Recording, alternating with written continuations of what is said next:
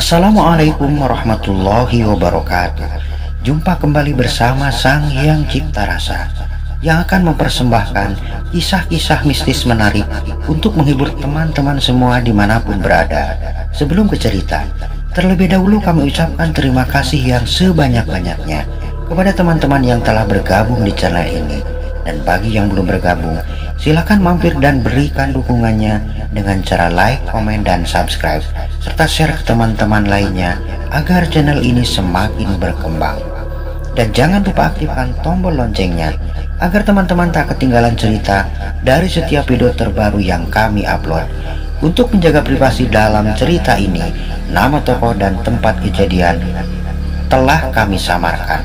Apabila ada kesamaan cerita, nama tokoh dan tempat kejadian mungkin hanya kebetulan saja. Nah, seperti apa kisah selengkapnya? Kita simak saja ceritanya.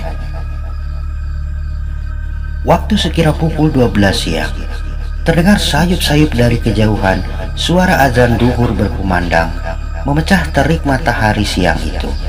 Serentak para pekerja proyek itu menghentikan pekerjaannya, bukannya untuk melaksanakan sholat duhur, melainkan segera membuka perbekalan masing-masing untuk makan siang sambil melepas penat setelah 5 jam bekerja dari pagi sampai siang kala itu. Segera mereka duduk bergerombol. Pekerja proyek yang kebanyakan anak-anak muda itu makan sambil bersenda gurau. Dasar anak-anak muda, makan pun sambil membicarakan hal-hal yang jorok. Tentu saja hal itu menjadikan suasana makan menjadi ramai yang disambut gelak tawa mereka semua. Joko salah seorang dari mereka, tak kuat menahan tawa dan ingin buang air kecil. Mulanya tak ada yang memperhatikan Joko, namun Didi temannya menoleh dan Jok, jangan kencing di situ," ujarnya keras seraya melambai-lambaikan tangannya. Namun peringatan itu tak digubris oleh Joko. Ia melanjutkan buang air kecilnya. Terlihat pancuran kecil yang memercik membasahi batu besar yang teronggok di area tersebut. Setelah itu, Joko bergabung kembali bersama teman-temannya dan melanjutkan makannya. Malam harinya, sekira pukul 10 malam, para pekerja yang berjumlah 10 orang itu mulai mengatur posisi untuk istirahat, karena esok harinya mereka harus bekerja kembali seperti biasa. Mereka tidur hanya beralaskan triplek dengan bantal pakaian masing-masing. Tak layak memang jika mereka harus tidur di atas triplek.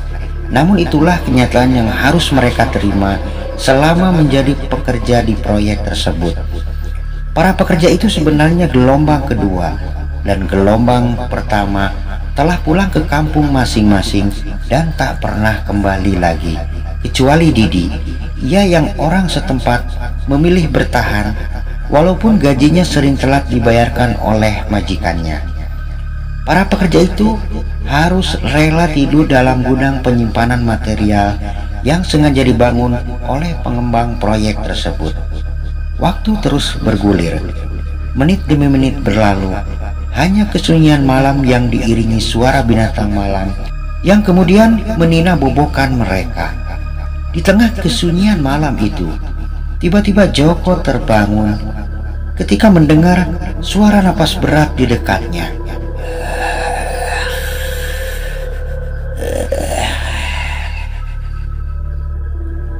Ia pun membuka matanya dan antara sadar dan tidak, nampak di dekatnya sosok tinggi besar yang kemudian duduk persis di selangkangannya. Sontak saja ia pun menjerit sekuat-kuatnya, menahan rasa sakit di selangkangannya. Namun apa? Suaranya tak mampu keluar, hanya terdengar tak jelas. Tangannya berusaha mengibaskan sosok makhluk tersebut, namun sosok makhluk itu semakin kuat menekan tubuhnya. Rasa sakit di selangkangannya semakin menjadi. Ia pun mengerang-ngerang kesakitan. Namun aneh, teman-temannya yang tidur di dekatnya itu tak satu pun yang mendengarkan erangannya. Dengan sekuat tenaga, ia terus berusaha mengibaskan makhluk tersebut. Sosok makhluk tersebut sepertinya marah pada Joko dan terus menekan-nekan tubuhnya di selangkangan Joko. Rasa sakit yang kian menjadi dan takut yang bukan kepalang terus menimpa Joko. Tubuhnya mulai bersimbah keringat, tenaganya pun semakin lama semakin lemah. Beberapa saat kemudian semuanya menjadi gelap dan ia pun tak ingat apa-apa lagi. Esok harinya sekira pukul 7 pagi, teman-teman Joko sudah terbangun dan saling berebutan ke kamar mandi. Didi melihat Joko temannya itu sepertinya masih tertidur pulas. Segera ia membangunkannya. "Jok, ayo bangun Jok, udah siang." Perlahan Joko membuka matanya dan ia pun menjerit sekencang-kencangnya.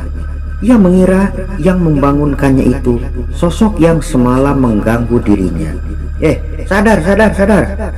Temannya yang sedang di kamar mandi ketika mendengar suara jeritan Joko. Tanpa sadar ia keluar dari kamar mandi dengan telanjang bulat dan menghampiri Joko. Ada apa? Ujarnya. Teman-teman lainnya segera mengerubuti Joko yang masih tergeletak dan aduh. Joko mengerang-erang kesakitan seraya memegang selangkangannya. Teman-teman yang lainnya merasa kebingungan harus berbuat apa. Hari semakin siang, sudah saatnya mereka bekerja. Teman-teman yang lain akhirnya memutuskan untuk bekerja, sedangkan Joko ditinggalkan bersama Didi di tempat tersebut. Didi berinisiatif untuk membawa Joko ke puskesmas setempat, namun Joko menggeleng-gelengkan kepalanya. Didi semakin kebingungan dengan apa yang terjadi dengan temannya tersebut. Didi penasaran dengan tingkah Joko yang terus mengerang-erang kesakitan sambil memegang selangkangannya. Ia pun segera membuka celana temannya itu. Risih memang, tapi ia harus membuktikan apa sesungguhnya yang terjadi. Ketika celana Joko itu melorot, "Astagfirullah," ujar Didi. Ia sangat terkejut ketika melihat alat vital temannya itu bengkak dan membiru, seperti habis dipukul dengan benda tumpul. Segera ia menggantinya dengan kain sarung. Namun Joko masih mengerang-erang kesakitan, dan kali ini ada tetesan air bening yang perlahan mengalir dari sudut matanya. Tolong sakit," ujarnya sambil terisak.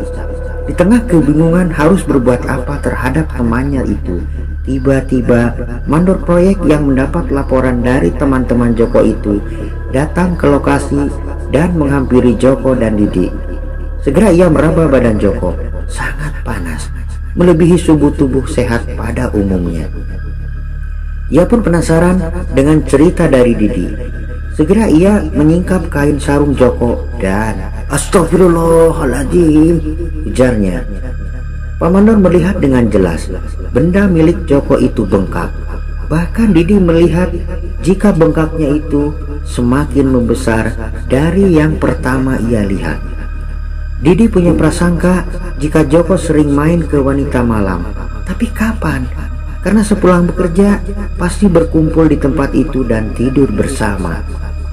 Pak Mandor lalu bertanya pada Didi dengan apa yang terjadi dengan Joko.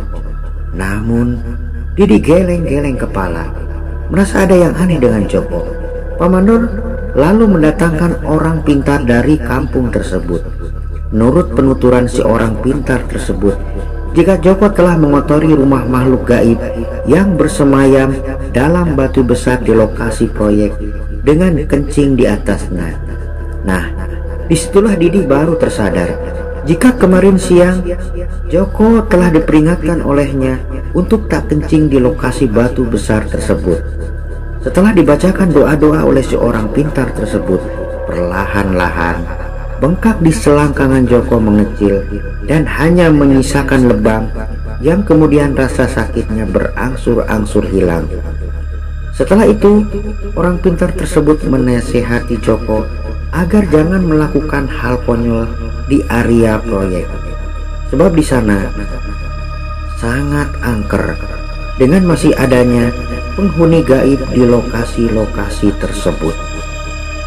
Semoga kiranya kisah ini dapat diambil pelajaran oleh kita semua agar tak melakukan hal-hal konyol di lokasi yang belum kita kenal. Jaga selalu sopan santun terhadap alam agar kita selalu terjaga dari hal-hal yang tidak kita inginkan. Semoga kita semua selalu dalam lindungan Tuhan yang Maha Esa. Amin.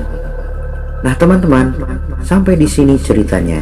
Semoga dapat menghibur kalian semua dimanapun berada. Terima kasih kepada teman-teman yang telah menonton dan mendengarkan ceritanya.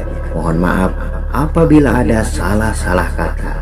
Sampai jumpa di kisah mistis selanjutnya hanya di Sang Hyang Cipta Rasa. Assalamualaikum warahmatullahi wabarakatuh.